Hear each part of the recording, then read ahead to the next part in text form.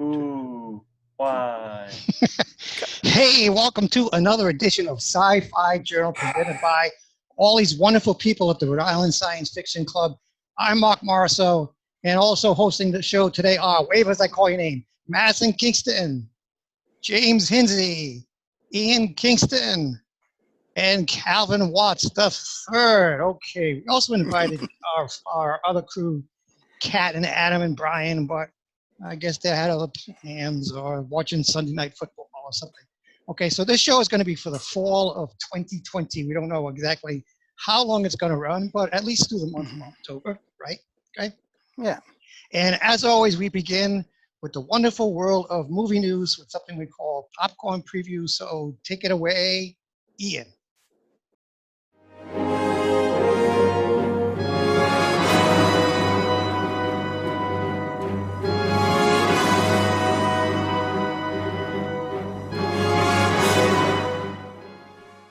Thank you, Mark. Hello, all viewers. I know it's been a little while, so it's good to catch up with all of you. I have quite a few things to go over. As you know, the last several filmings, especially during COVID, I've been venturing a little bit out of my comfort zone, talking a little bit more than about just movies and Magic the Gathering, although I promise I do have that in here. But also be touching on a little bit of something that I've taken on as a new hobby, as well as reflecting on a multi-year hobby that I've been doing with my parents and my wife, and as it happened today with my father-in-law, Mark.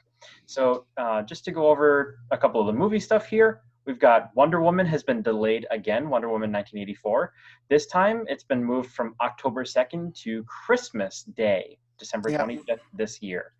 Something else that's also of a lot of note here is Chris Hemsworth has confirmed that Thor: Love and Thunder will not be his last Marvel Cinematic Universe movie. Oh, nice. So I'm pretty excited for that. You know, we get to see a little bit more. He's one of the best characters in there. Maybe we'll even get to see overweight Thor again to, you know, make it easier for every single one of us wannabe superheroes have an aspiration that we might actually be able to live up to. Easy cosplay.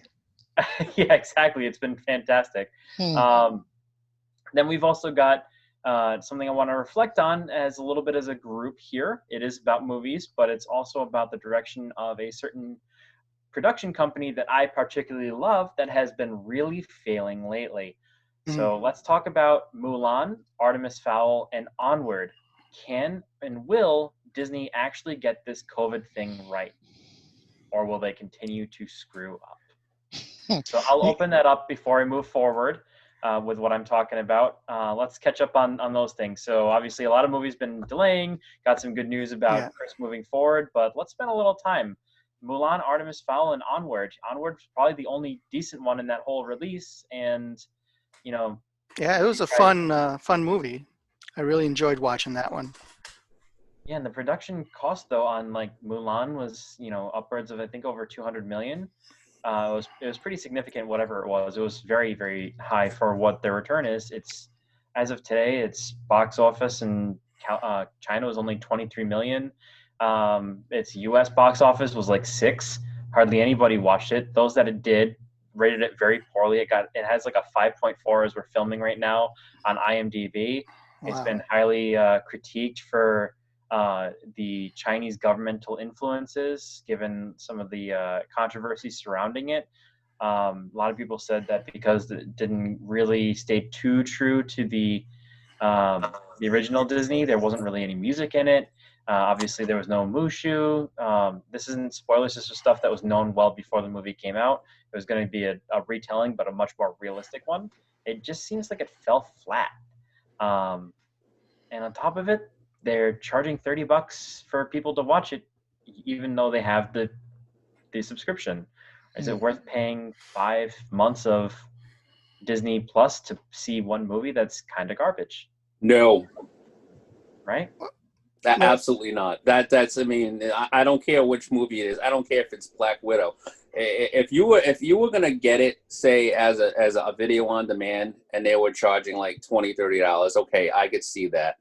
But charging like a premium price for Disney Plus, which is their subscription service that they're basically throwing everything on, and it was known before they actually got released on there that it's going to be free for all Disney Plus viewers in 3 months on like December 4th. I'm sorry, and I'm not the biggest Disney fan. There's a lot of Disney I like. There's a lot that I could care less about. But even if I was the biggest Mulan fan, I'm not spending $30. Yeah, one thing about it too that a lot of people that Disney really kind of dropped the ball on was the fact that they were making it more of a historically based movie and not based on the Disney version of Mulan, because any like history person would know that Mulan is depicted in Chinese history as an actual female warrior. And so Disney, with that idea, took it on the idea of, oh, we're going to tell the actual story of Mulan, the actual person who existed.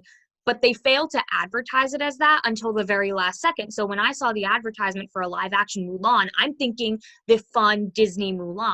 But instead you get this more historically based, true story based movie that a lot of people, especially kids, are not looking forward to. And unfortunately, Disney has to face the fact that 85 to 90% of their viewer base is children.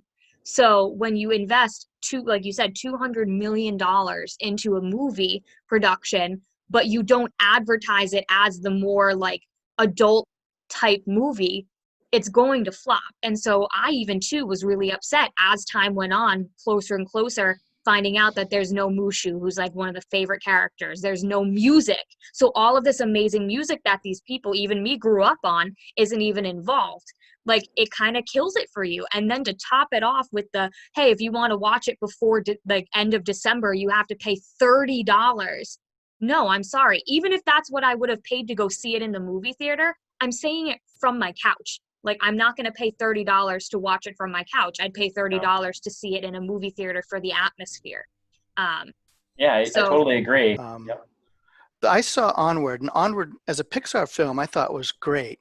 You know, it's a father-son type story, which Pixar somehow kind of goes back and forth between, you know, a girl picture and a boy picture, girl picture, boy picture. You know, they've been doing that.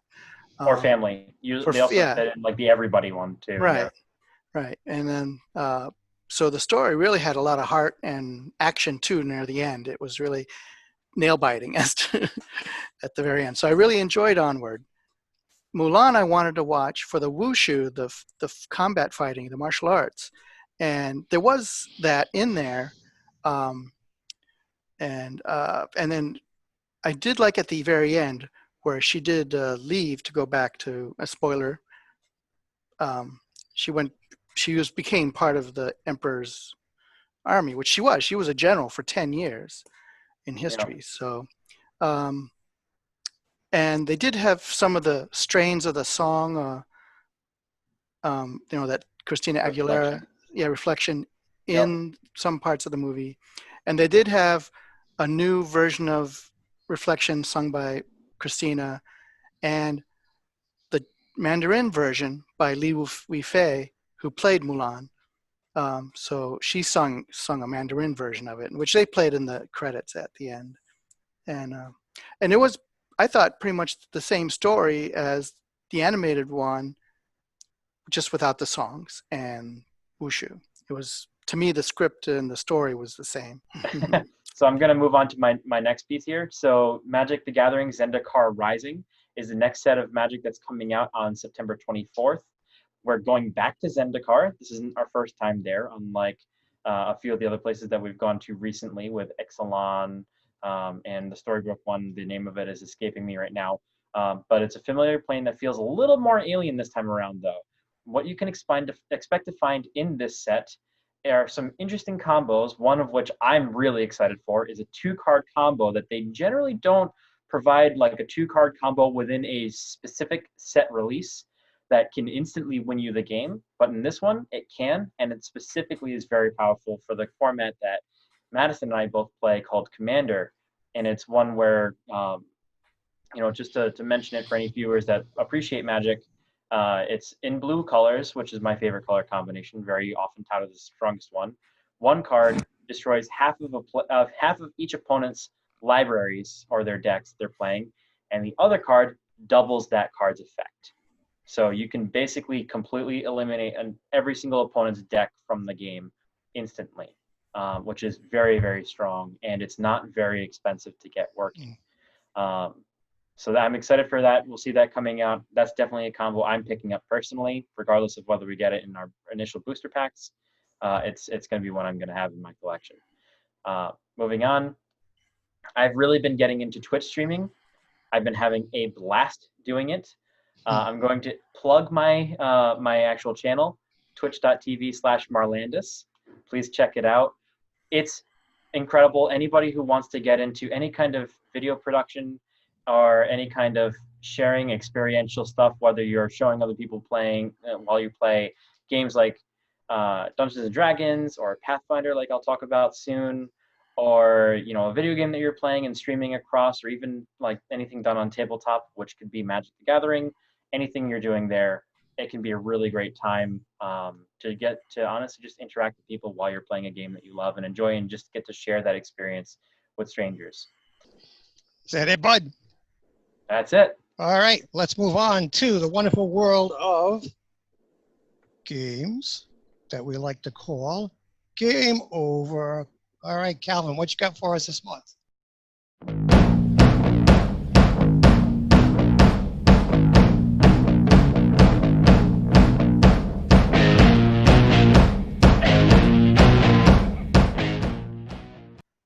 So let's go back and touch on the home video releases, because like I said, there isn't a whole lot going on theatrically with any big budget stuff.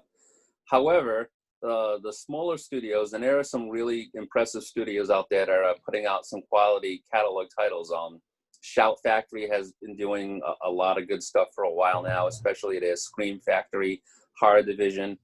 Arrow Films is another one, and Kino Lorber is another company that's been taking good stuff. So I've recently upgraded my home theater system, and it's really nice to actually watch stuff in 4K. And even though you can 4K stream, having it on a physical disc makes a difference, especially if it's authored correctly. So some of the stuff that I picked up recently and some of the stuff that's going to be coming out over the next couple of months include the 1980s flashy Flash Gordon and very campy Sam Jones Queen soundtrack version, which just looks like it came out of a comic book. Really, really awesome. Also, the film that got Vin Diesel into science fiction, Pitch Black. Oh, what a good movie. Very, very, very well done. And related to an Asimov story. Is it really? Which one? Nightfall. Okay.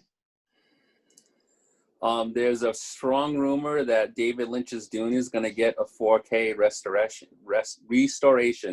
Sorry, and it will be coming out hopefully in December. Which when Dune, because I like 99.9% believe Dune's going to get pushed into 2021. That the David Lynch version will be, a worthy distraction for at least the time being.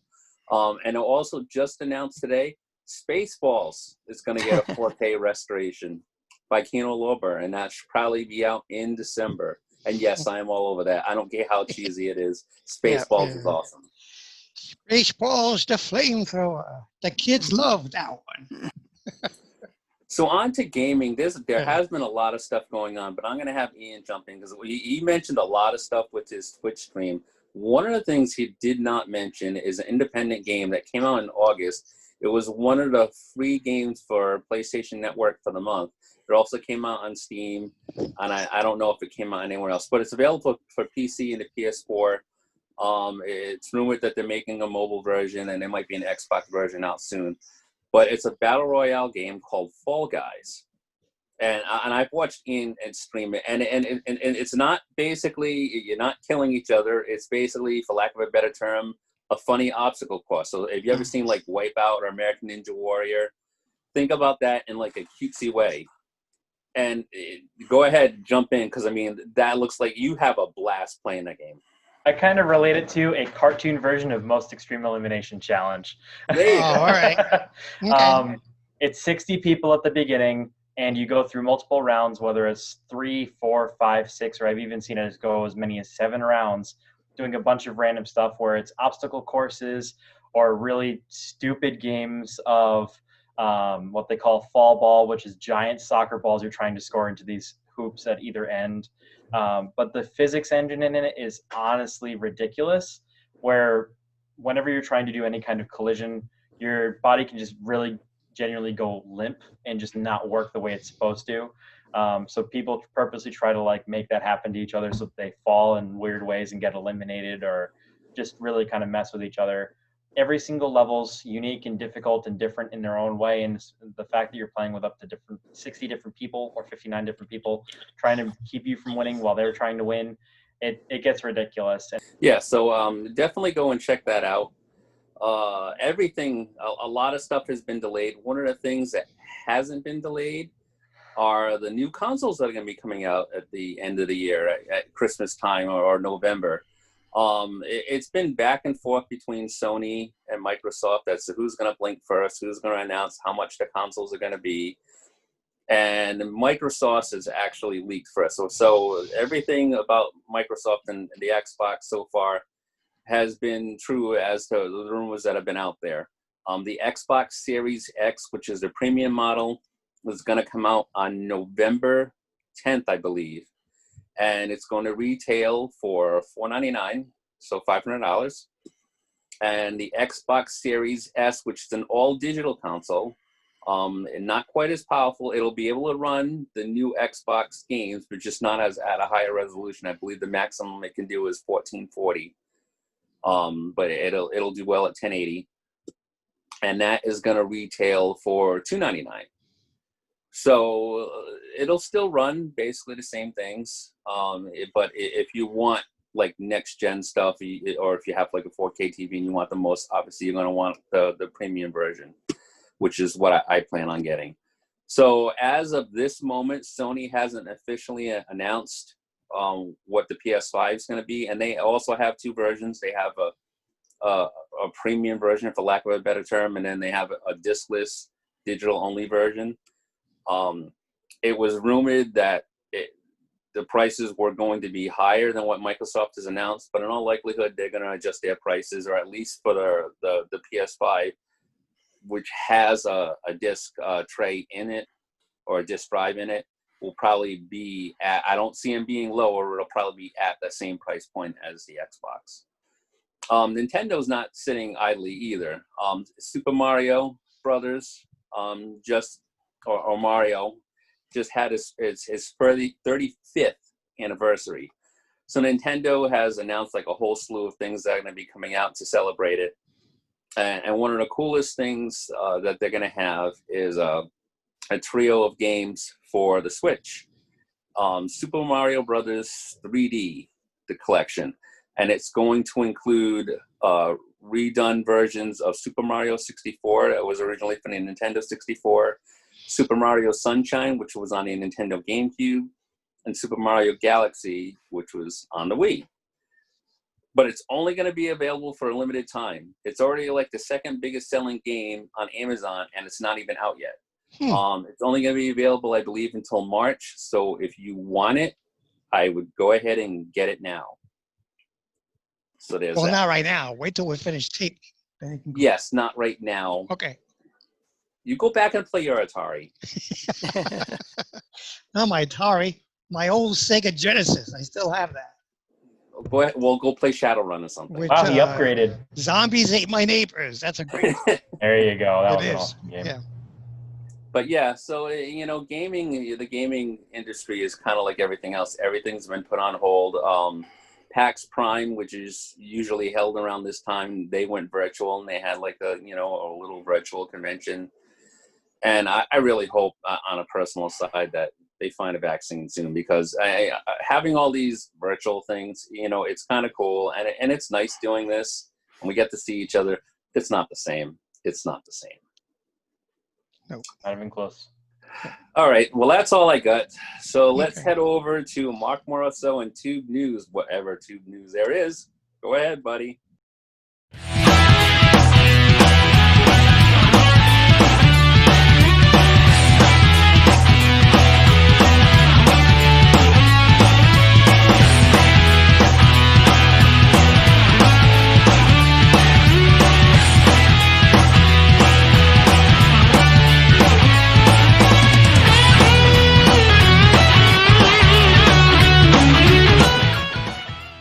All right, here we go. Tube News.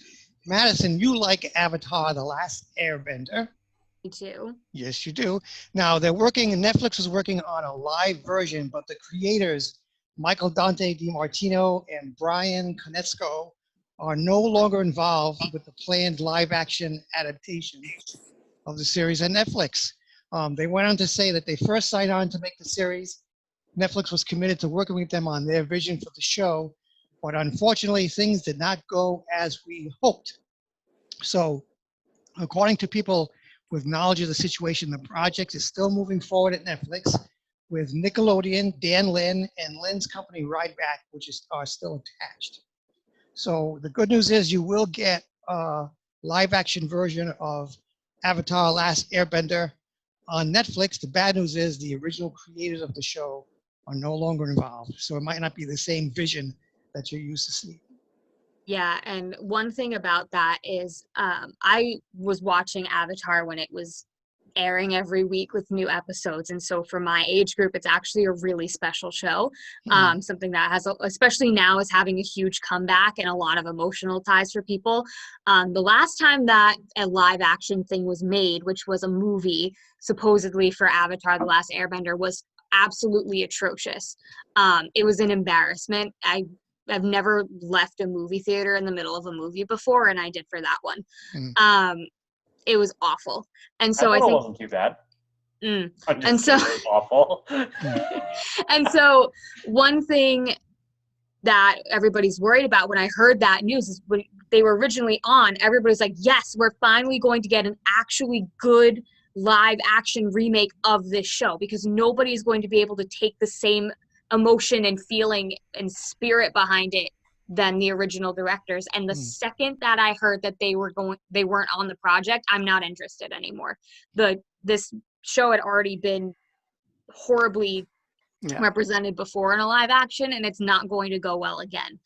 So Netflix should be prepared for there to be barely anyone who actually cares about this and actually watches it, because it's not going to go well.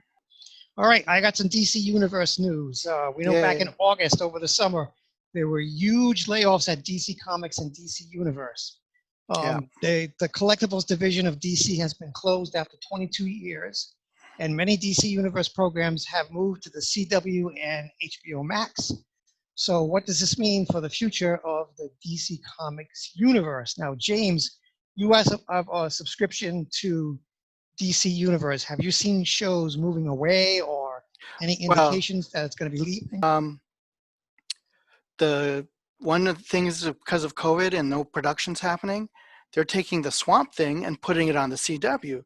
Right. And it aired last year on DC Universe. So hopefully that show will gain some more popularity by being on CW this fall. Right. Because it's a great show. Yeah. Titans and Doom Patrol, they're a bit too adult language-wise to be on regular network television. So you won't see those on CW. Yeah, you mentioned Swamp Thing. The one and only season of Swamp Thing is going to begin, let's see, a 90-minute premiere on Tuesday, October 6th on the CW. And then it'll be available to stream the next day on the CW's official app. And there are 10 episodes in this show. Yeah. I'm looking forward also, though, there'll be new seasons of Flash and things like that coming. But it won't be until probably the spring or late spring. Right. Okay.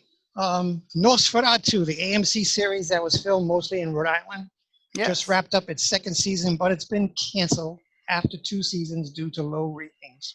That's too bad. If you didn't get a chance to catch it, you can watch it. You can stream it on AMC on their app. It's a pretty decent show. I watched it. I watched both seasons. Yeah. It was cool. I was hoping for another season, but I can see that. Yeah. It was funny because the high school that they used was my old alma mater when Socket High School. Yeah. During the first season, I saw the girl walking down the hall. Hey, wait a minute. That looks kind of familiar. Oh, yeah, I know those. Oh, hey, there's my old locker. So that was pretty cool. But anyway, Nosferatu is gone. It's a good series, but only 2 seasons. And then you were just mentioning Star Trek. Star Trek Discovery begins season 3 on Thursday, October 15th on CBS All Access. And then in some countries, you'll be able to catch it on Netflix. This sends the Discovery crew 900 years into the future and it has a run of 13 episodes. Oh, and there's also a cat called Grudge that's going to make his appearance on the show. And like you had mentioned before, CBS will be running the first season of Discovery on their regular stations. I think, was it October, Calvin, that they're going to do that? Yeah, either September or October. I'll see September if or I can October. find out. Yeah, which is pretty cool. I mean, if you don't have CBS All Access, but you're interested in all the shows, it's just a matter of waiting for a certain amount of time because, for example, Star Trek Discovery, if you miss seasons 1 and 2, they're out on DVD and Blu-ray. You can catch them there. If you want to watch the animated Lower Decks, you don't have to worry too long because eventually they announced they're going to release that on Blu-ray as well. So it's just a matter of waiting until it comes out on Blu-ray DVD. September 24th, 10 o'clock. Yep. You can also get them on Amazon Prime. Yes. I think CBS has a channel on Amazon Prime, so I'm not sure which of those are available to free stream or for rent. You could probably rent or buy them too that way, episode by episode. Yeah. Right. And do it that way. Okay, now I didn't want to have to do it, but I don't have a choice. I have to talk about The Walking Dead. I didn't want to, but it's still around. So The Walking Dead will end. We finally found out that The Walking Dead will end after the upcoming season 11 on AMC, with the network also ordering a spin-off series built around the characters Daryl Dixon and Carol Peltier. So we know in advance that those two characters are not going to die at the end of The Walking Dead. Now, season 11 of AMC's flagship show, which was originally meant to air this year, but was delayed due to the pandemic, will air over the next 2 years and consist of 24 episodes in total, beginning in late 2021. And then if that's not enough, The Walking Dead World Beyond, about the first generation to come of age during the zombie apocalypse, will have its series premiere immediately after The Walking Dead on October 4th. The good news about this show is that the season has 10 episodes, and AMC announced from the beginning that this show will only run for two seasons. So we only have to have 2 seasons of that particular version of The Walking Dead. What do you think? It's very simple. I don't know why you're ragging on it. If you want to watch it, watch it. If you don't want to watch it, there's 57 billion channels with nothing on. As the song goes, kind of, sort of. Fear the Walking Dead comes on the week after. That's right. Yep. So it's back for the rest of its on forever. And yet we still go on with the Days of Our Lives. That's right. Yeah, but Days of Our Lives is still going. So what does that have to tell you? Okay, and then finally, last but not least, Doctor Who season 13. There she is. Where is she? Hey, Doctor Who. Hello, Doctor. Begins filming in early October, but we can't expect any new episodes until sometime in 2021. Holy jelly babies, we have to wait a little bit longer for my Doctor Who. All right, that's going to be it for Tube News. Now, Calvin, before we go anywhere, you had a chance to participate in Free Comic Book Day 2020. Why don't you intro that segment for us? So Adam, Kat, and I went out, and we went over yesterday because when it took place, and we had a blast. So here's that footage. Okay, Free Comic Book Day 2020. It's a crazy time. We're at Wild Time Comics, and I'm with the crazy guy. This is Randy, who has been doing this since like the Stone Age, which equals out to about almost 20 years. Yeah, about 20 years, right? 2001? I think it's got to be, I think it's definitely got to be right around there, yep. So it's September, and things kind of got crazy. You know, you had to cancel Free Comic Book Day, and then, the comic, people, DC, Marvel, all independents decided instead of having like one giant day, they decided to, do it little piecemeal, have a couple of free comic books come out at a time, and the purpose was to try and get more people to go into the stores.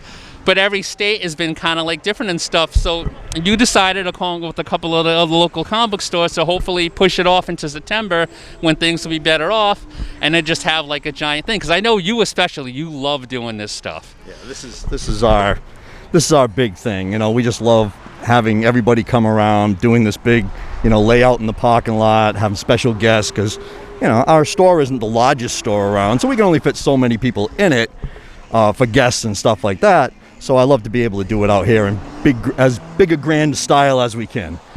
Yeah, and you usually do two things a year. You usually do this, and then you have like the Monster Fest in October. But because now it's September, it's kind of going to be all rolled into one. Yeah, we kind of force combined it this time through because we know that the events are too close together to really kind of run it twice back to back like that.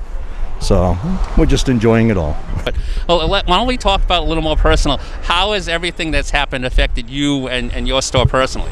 I'm actually happy to see that it seems to have brought a lot of people around to reading. Whether it was just books for something to do or comics. We were fortunate enough to be able to open back in late May, early June, and right from that point forward, it seems people who were spending money at other venues that weren't open yet started coming around looking for something to do. Our business actually improved, which is strange. And thankfully we didn't get overwhelmed with Marvel and DC shipping us tons of product that they had sitting around. They were nice enough to kind of like bleed it out slowly enough that we could absorb it. So for us anyway, it's been a decent year, despite the holdbacks of COVID and all of that. Right. And you always go out with Free Comic Book Day and with Monster Fest, and have been rolling it along this year. And nothing's really changed. You got a lot of sets back here, a lot of stuff I know you pull from like the Halloween stuff that you do. And you also got a bunch of guest people. I know Tim Jones from Sour Grapes fame is here. Yes, yep, Tim's here. He's a fairly irregular with us. He's been, with us multiple times. We've also got Danny Kumar and Andrew Lavolo. I probably didn't pronounce his name right. Millicent, who does a horror reading podcast thing, and so on. And we have a ton of cosplayers here today. Batman and Spider-Man still over there, sitting on a rooftop, and and of course my son's little horror club that he's in brought a lot of props to add to his props and made this tremendous layout behind us. So it's turned into quite a thing, All right, so let's go on to the free comics. So now you have basically everything they sent out throughout the summer. Yep. Anything that was big that caught your mind that you might want to have our viewers recommend? Well, of course, the Spider-Man leads into all of that wonderful stuff going on with him and the Venom and what have you, which is hyper popular right now. Power Rangers has a pretty intense storyline going on with a lot of death and mayhem, which is unusual for them. But it was a pretty decent smattering of stuff, and I'm sure people were capable of picking it up at spots over the summer. Well, hopefully they got some good reading in just the same, But So, on a personal note, have you caught up on your reading with all the stuff that's been going on? Are you still, because you're busy. You're in a band part-time. You got like a ton of stuff going on. So how personally has it been for you? Most of my time since the beginning of COVID has been revamping my store, bringing in a lot of different levels of product. I've been bringing in a lot of children's books, DVDs, like used DVDs, just to set up a section, all around entertainment, whatever I could find outside of, well, we're not doing records yet, but just anything that we could squeeze into a corner somewhere. So that's been a lot of my time. Then gearing up for this, of course, which is always consuming, but in a fun way. I've been keeping up with Avengers, Spidey, it's the Batman stuff, of course, and some of the other, DC stuff as it comes through. But yeah, I'm not. Sometimes I'm like blown away, and other times I'm kind of like, like I didn't quite understand Thor getting all the power that he had, and just by now you've read it, killing Galactus, and just like bang, you're dead, I won. It's like, okay, that's a little over the top, but I'm sure they'll twist all of that back around.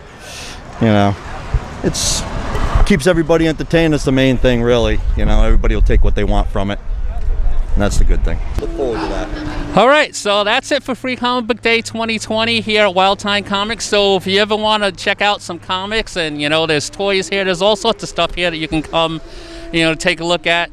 Randy's usually here minding the store. We have a lot of fun. Like I said, we've been going here for like forever. I can't thank you guys, or we can't thank you enough, I should say, for hosting us and doing all this stuff. And I know I will see you soon. So thanks for everything. Appreciate it. And, definitely, you're watching this, make sure you make it out, hopefully in May. We'll be back to normal with any luck, and we'll be doing this again in, first Saturday in May. Bigger and better every time. Peace. So we had a good time. It was really cool, talking to Randy and catching up with him. And there seemed to be a fair amount of people. Everyone was doing their proper thing, doing the social distancing thing, having their mask on. Everything was outside. I mean, you could still go inside the shop, but they were being very strict about who could go in and go around and stuff. And it was really well done. So kudos to him for trying to pull something and trying to keep a semblance of normal, which there really isn't these days. Okay, so good. Thanks, Calvin. So I'm glad did you pick up any books for yourself?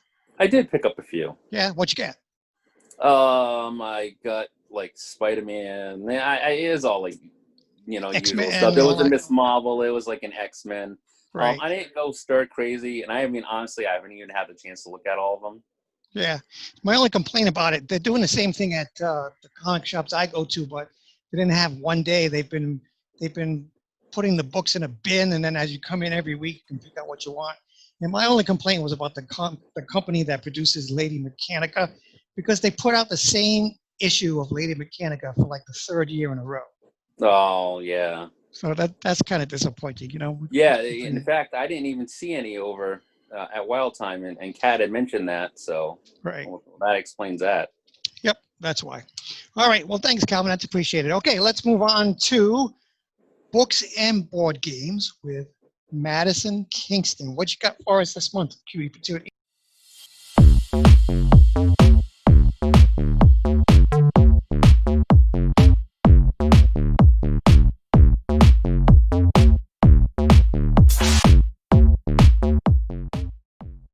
I actually have stuff this month. So I'm not gonna lie, when I was doing my research for filming, I was not expecting to find anything. Especially during the beginning of COVID, everything had been stopped, all production ceased. So it sounded like there was going to be pretty much nothing in terms of board games coming out for the rest of the year. But I was pleasantly surprised that there's actually a few and a couple that actually sound fun. So I'm going to talk to you. I have two of them. So the first one is called Aquatica, Simple Diving Deep Strategies. This is released by Arcane Wonders and created by Ivan Tasovsky. It's a 1 to 4 player game for ages 12 plus, like 30 to 60 minute playtime, so pretty short. And it runs about $45. This is set to release on October 28th of this year. So the description of this, it's a deep but easy to learn family engine builder about underwater kingdoms. So in the game, you'll become... Underwater kingdoms. Okay. So in this game, you become one of the mighty ocean kings and you're struggling to bring glory to your realm. So to win the game, you need to capture and buy locations, you need to recruit new characters and complete different goals. So each of these actions gives you something called victory points at the end of the game. What happens is you play cards from your hand. Each of them has a unique set of actions, and you have to combine them together to do certain things.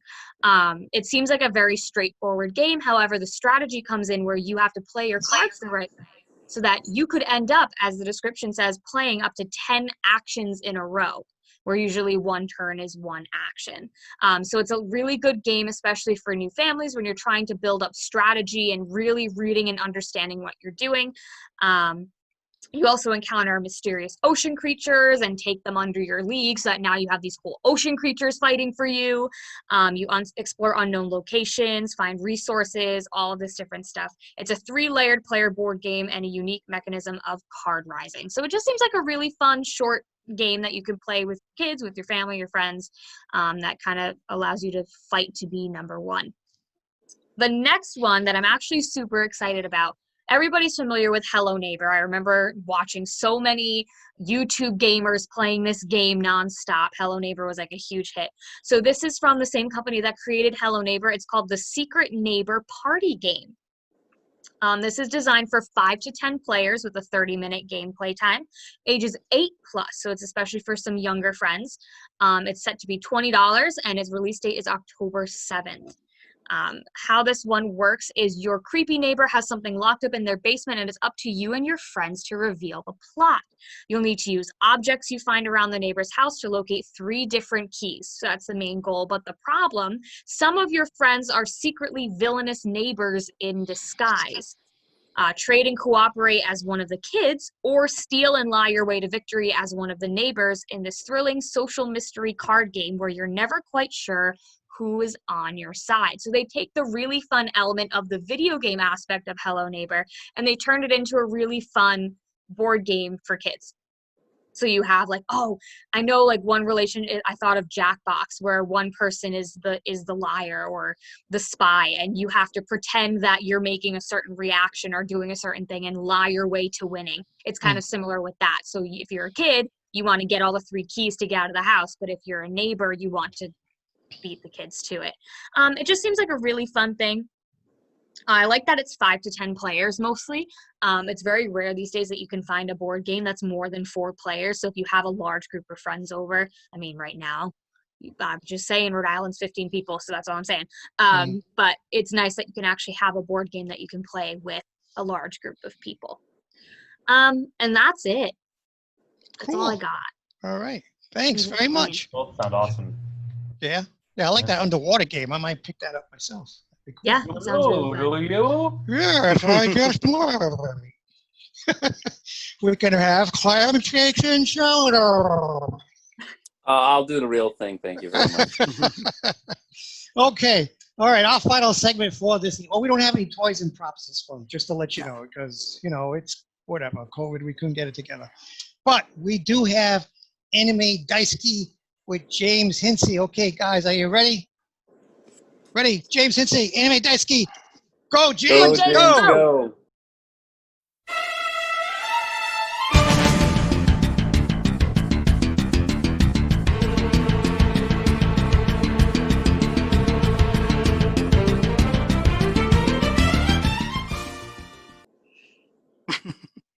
All right.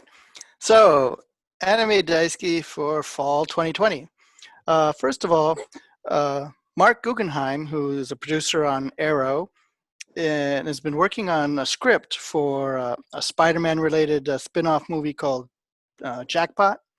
But he's also now working on a film of a manga adaptation of Gantz. That's Gantz. I believe there's a live action film on Netflix that's based on that. Gantz, by the way, it's these people who wind up passing away wind up in this room with this giant black object that now tasks them to go out on missions to kill aliens that are hiding in among the populace. So that's the basis of the Gantz series. Akira, the original anime that was produced, directed by Otomo, Katsuhiro Otomo, is coming in 4K. And there will be some theater dates, although it's listed for September, and I don't know if that's really happening or not now. But Regal and AMC has reopened. Those theaters have reopened somewhat. But supposedly this 4K edition of Akira will be screening at those theaters.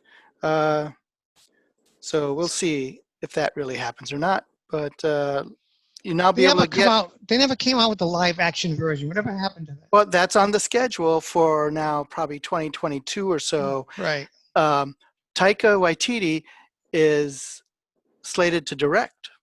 So he's the New Zealand director who did Thor, the last Thor movie, right? So Taika Waititi is working on that.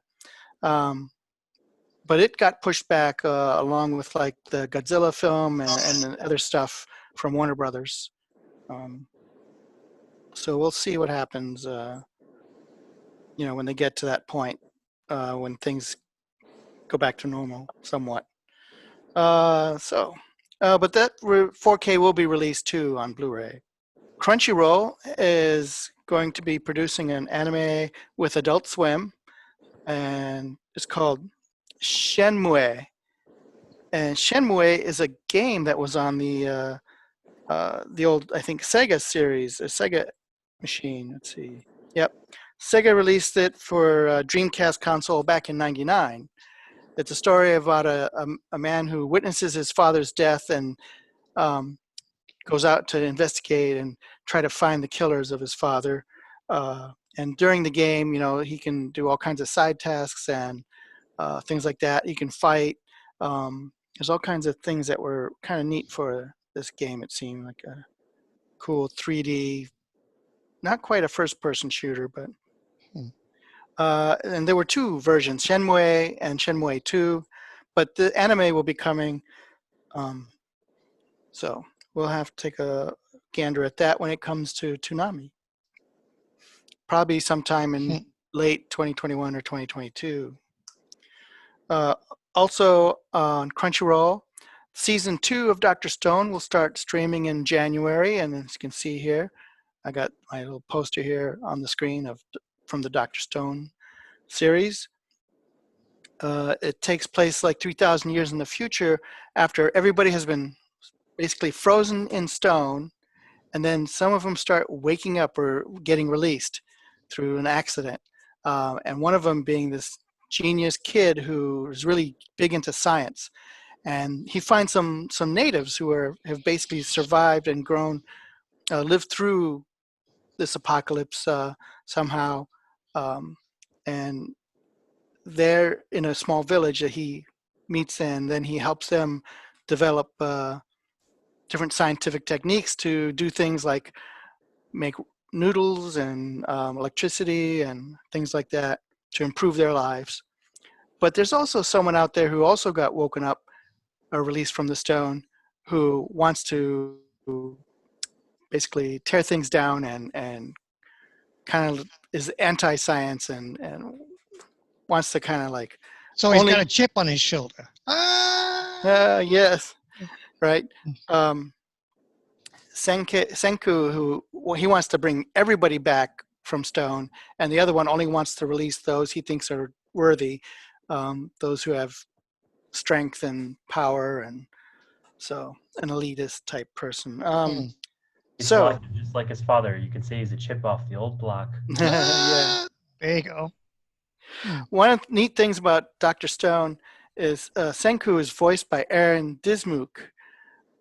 Aaron Dismuke was the voice of Alphonse in the original and the second, both versions of Full Metal Alchemist, the Full Metal Alchemist and the Full Metal Alchemist Brotherhood anime series. So, I mean, he was a kid when they did those voice recordings, and because Alphonse is supposed to be like a 8 or 9 year old boy, so Aaron was around 8 or 9, 10 years old, did the voice work for those series, and then now he's doing voice work as an adult, and also doing some voice directing and stuff like that at Funimation. So he's Senku's voice for Dr. Stone. He's also been on watching recently Black Clover on Toonami, which week by week, when they've been releasing new episodes, they have a little blurb saying that they've been recording people from their homes. So they kind of apologize for the quality of the voice work, but actually it sounds great to me. So I don't really see notice anything lower in the quality of the voice work. So they're doing a really great job with that. And so that's it for Anime Daisuki this month, or this fall season. So all right, cool. Let me mention really quick though, when James was talking about, I can't say the Japanese pronunciation, but Shenmue, which is the Yu Suzuki game. Thank you. They did have a Shenmue 3 that came out last year. It was crowdfunded, and it's available for the Windows and for the PlayStation 4 if you want to take a look at it. And it basically follows the premise of the first two games. It's actually supposed to be originally a 4-part series, but since the Dreamcast kind of died when it first came out, that's why it's been so long in being delayed. So there you go. It was one of the most cult following games out of any game in video game history too. but a very niche following that like was dying to have it continue so they could see the rest of it. You know, it's got a relative turn to it that it was crowd fooled because they found out that it could have been funded pretty much directly by the production house, and they ended up crowdfunding a lot of the development of it anyway. But either way, the game's out, and from my understanding is that it did a pretty good job. Nobody's particularly disappointed with it. Yeah, cool. All right, and that's it for Anime Daisuki. Yeah. Good, awesome. Thank you, James. All right, if you would like to get in touch with us, our website is www.risfc.org, and we have a Facebook page for Sci-Fi Journal and for the Rhode Island Science Fiction Club. Our email is risfic.communications@gmail.com, and we'll put that up for you if you want to get in touch with us. Anybody have any shout outs or any news that they want to pass along before we leave? I do, but anybody else? No. No? Yes? No? Go ahead, you go first. Go ahead. So I just wanted to give a shout out and a plug to Allison and Chris, who are the owners of Diving at Scuba. I didn't give an update as to what was going on, but right now I'm in the middle of my training. It's hard work. I'm not gonna lie, but I'm doing all right, and hopefully I will be certified by the end of the year. So if you have any interest in wanting to learn how to scuba dive, you can check them out. They're in Cumberland. Give them a call, talk to them. Tell them I said, hey, and go from there. Sounds good. All right. And I want to give a big shout out to, I am starting a new position in the Providence, Rhode Island Public Schools. I'm going to be the teacher assistant in a kindergarten class at a new school. I am really excited about that because it's been a while since I worked with kindergarten. So I'm going to have all these cutie patooties running around all over the place. But because of COVID, they have to wear masks. Yeah, it's going to be a nightmare, but it should be very interesting. So say your prayers for me. By this time, you never know what I'm going to look like. Oh, and a special shout out to Randy Conlon, who's the owner of Wild Time Comics, for having us. That was really awesome to go there, and we are hoping to get out to the other comic book stores and do segments and stuff from them in the future as hopefully things get better very soon. Yep. That'll be good. All right. That's going to be it for this fall 2020 edition of Sci-Fi Journal. Folks, thank you very much for watching. We will see you, hopefully the next time we see you, the Rhode Island Peg Access Studios will be open and we'll be able to get back in the studios and use that equipment to tape some new programs. But until then, we'll continue to Zoom and have all sorts of fun. All right. Thank you very much for watching, and we will see you soon. Live long and prosper. Nanu. Shazbot. Shazbat. Reality. What a concept. You are so old.